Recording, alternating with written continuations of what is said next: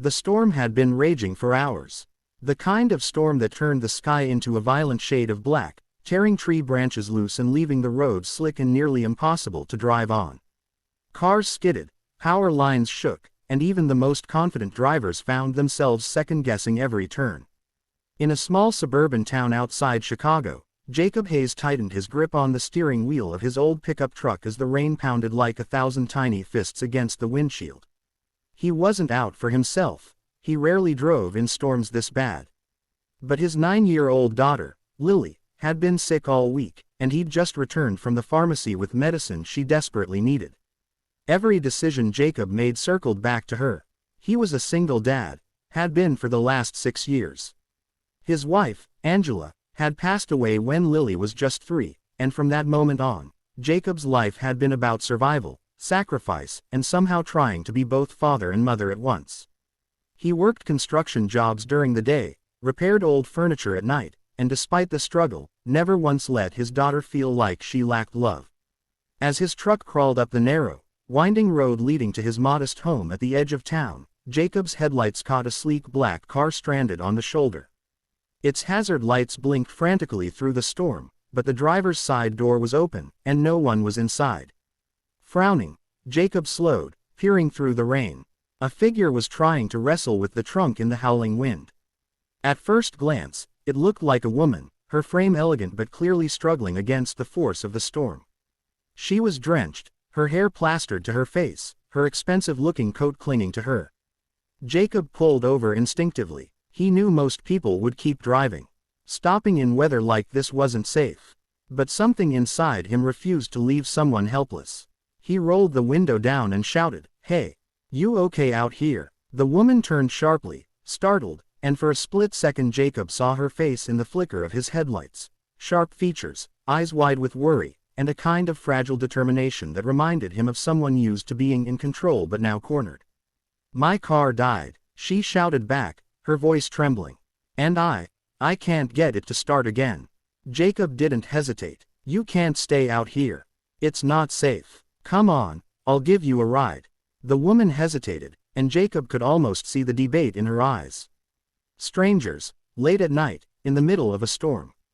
But then lightning cracked across the sky, followed by a roar of thunder so violent it shook the ground beneath them. That seemed to settle her decision. She nodded and grabbed a bag from her car before hurrying toward his truck. By the time she climbed in, shivering and soaked, Jacob had already cranked up the heat. She let out a shaky breath, clutching her bag tightly. For a moment, neither of them spoke. Then Jacob glanced at her. "You're lucky I saw you. The road's dangerous tonight." She nodded, pushing wet strands of hair behind her ear. I didn't think the storm would get this bad. I was just trying to get out of the city." "Where were you headed?" he asked. She hesitated again. "Just away. Anywhere safe." Jacob didn't press. Instead, he introduced himself. "Name's Jacob. Jacob Hayes." After a pause, she replied softly, "Claire." Something about the way she said it, like she wasn't used to giving her name to strangers, piqued his curiosity, but he stayed quiet. As they drove through the winding road, Jacob finally pulled into his gravel driveway, where a small, 2-bedroom house sat tucked beneath the shadows of tall trees. A warm light flickered from inside the window. "This is home," he said, parking. "Come inside. Dry off. Storm like this could last all night." Claire opened her mouth as if to protest, but another crack of thunder silenced her. She followed him inside. The warmth hit her instantly, along with the soft scent of cinnamon and wood. The little house was humble but inviting. Worn couches, books stacked haphazardly on a coffee table, a fireplace flickering, and above the mantel, a photo of a smiling little girl with curly brown hair. "Daddy," a small voice called from down the hallway. Jacob smiled. "That's my girl, Lily." A moment later, Lily appeared, rubbing her eyes. She was pale, clearly sick, wearing pajamas with cartoon stars on them. Her gaze shifted from her father to the stranger dripping water onto their carpet. "Hi there," Claire said softly, her voice instantly gentler. "Sorry to barge in. I'm just escaping the storm." Lily's lips curled into a tiny smile despite her exhaustion. "You look like a movie star." Jacob chuckled, shaking his head. "Back to bed, Lily.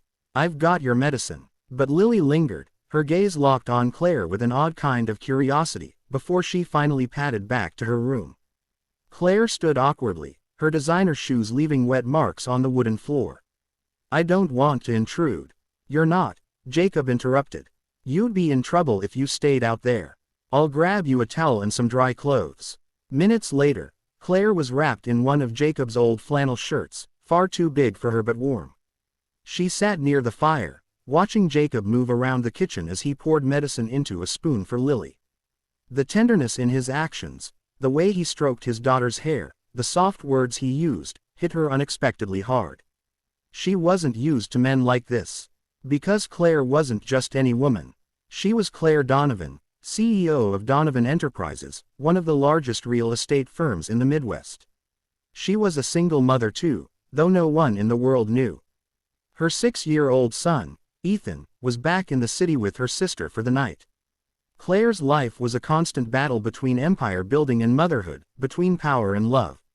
And tonight, when the storm had caught her off guard, she had felt something she hadn't felt in years, powerless. Watching Jacob with Lily stirred something in her chest she didn't want to admit. Here was a man with so little compared to her world, yet he had something she often felt she lacked: closeness, presence, warmth. Hours passed, the storm growing worse outside, but inside the little house, there was laughter. Jacob made tea for Claire, and she found herself opening up more than she expected.